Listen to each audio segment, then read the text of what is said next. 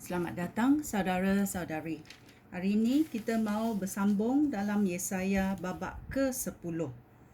Kita mau mendengar Raja Asyur sebagai alat yang digunakan oleh Allah. Okey, mari kita bermula. Malanglah kamu. Kamu membuat undang-undang yang tidak adil untuk menindas umat aku.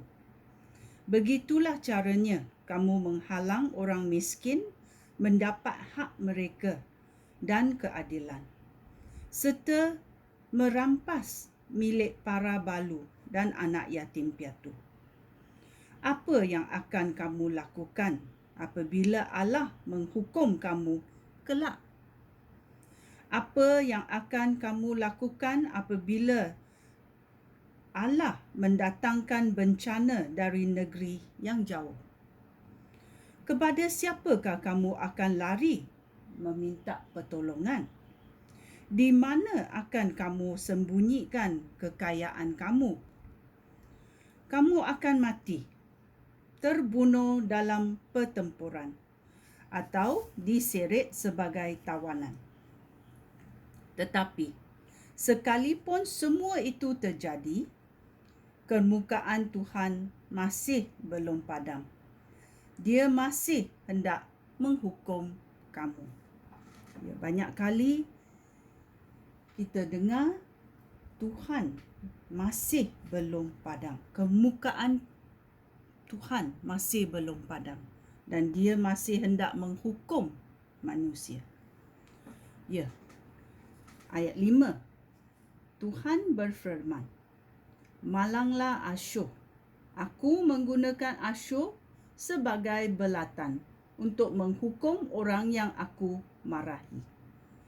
Aku mengirim Asyur untuk menyerang suatu bangsa yang telah membuang iman dan yang telah membangkitkan kemukaan aku. Aku mengutus untuk menjarah, mencuri dan memijak-mijak bangsa itu seperti lumpuh di jalan.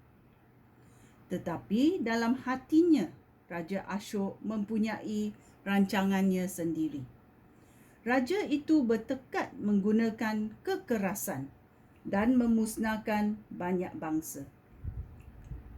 Raja bercakap besar, tetapi tiap-tiap panglima beta ialah seorang raja.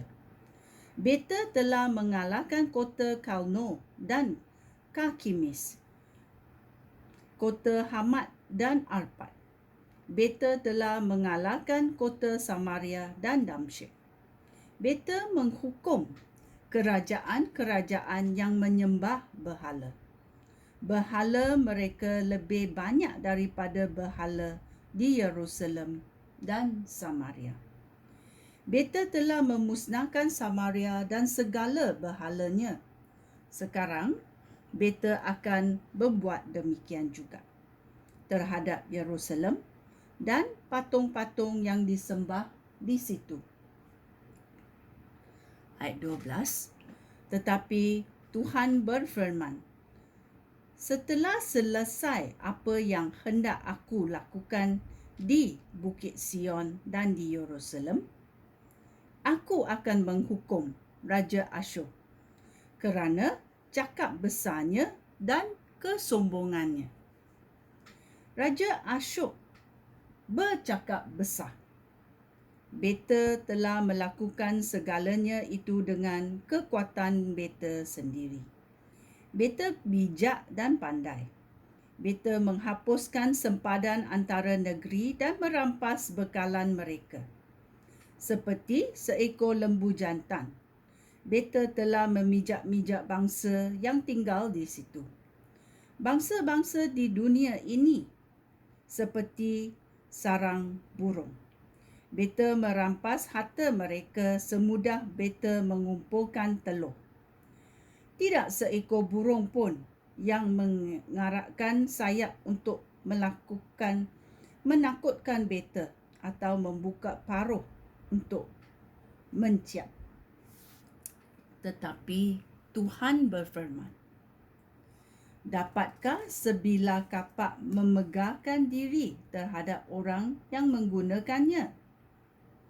Adakah sebilah gergazi lebih penting daripada orang yang menggunakan gergazi itu? Bukan belatan yang mengangkat orang, sebaliknya orang yang mengangkat belatan.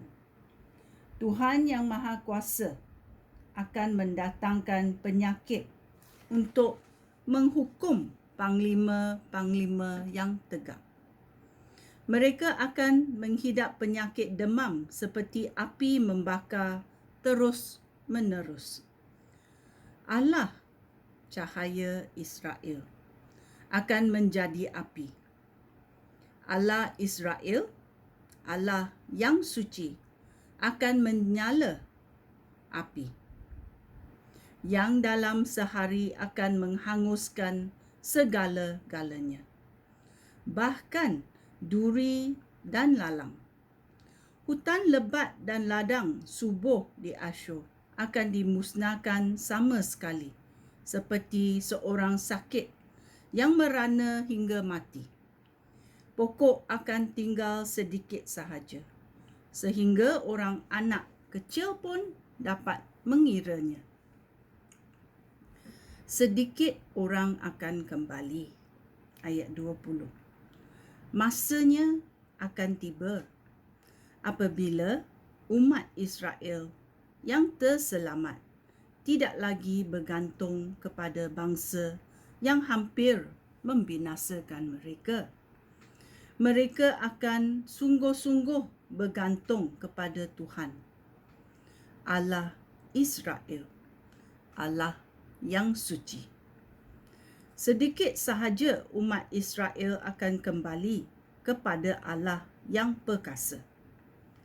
Walaupun sekarang umat Israel sebanyak pasir di tepi laut, hanya sedikit yang akan kembali. Kebinasaan menantikan umat Israel dan memang mereka layak dihukum.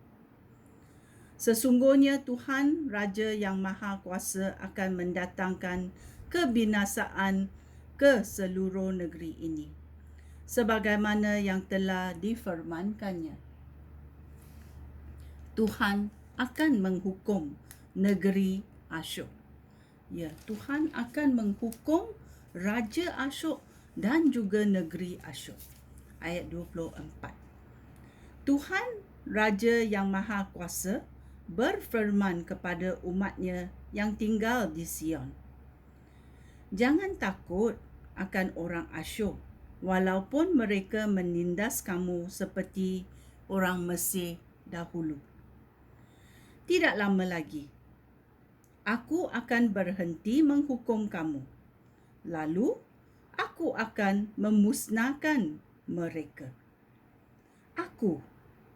Aku Tuhan yang Maha Kuasa, akan mencampur mereka dengan cemeti sebagaimana aku mencampur orang Midian di batu Oreb dahulu. Aku akan menghukum Asyur sebagaimana aku menghukum Mesir, apabila masanya tiba kelak. Aku akan membebaskan kamu daripada penindasan Asyur dan mereka tidak akan menguasai kamu lagi. Musuh melancarkan serangan. Ayat 28. Tentera musuh telah menawan kota Ayat. Mereka telah melintasi Megeron. Mereka telah melintasi Migron. Mereka meninggalkan bekalan di Mikhamas. Mereka telah melalui genting dan sekarang sedang bermalam di Gebal. Penduduk kota Rama ketakutan, dan penduduk Gibea, kota Raja Saul, telah melarikan diri. Berteriaklah, hai penduduk Galim. Dengarlah, hai penduduk Laisha. Jawablah, hai penduduk Anatot. penduduk Madmena dan Gebim lari untuk menyelamatkan diri. Pada hari ini, musuh berada di kota Nok. Di sana mereka mengempalkan tinju ke arah Bukit Sion, ke kota Yerusalem. Tuhan yang Maha Kuasa akan menggugurkan mereka seperti dahan-dahan yang ditebang dari pokoknya. Orang yang paling sombong dan megah akan ditebang dan dihinakan. Tuhan akan menebang mereka seperti pokok di tengah hutan, ditebang dengan kapak. Walaupun mereka kuat, seperti pokok yang paling baik di Lebanon, mereka akan roboh juga. Ya. Ini adalah Yesaya babak ke-10. Apa yang akan ditimpa oleh Raja Asyur dan juga negeri di Asyur. Sekian. Terima kasih. Shalom.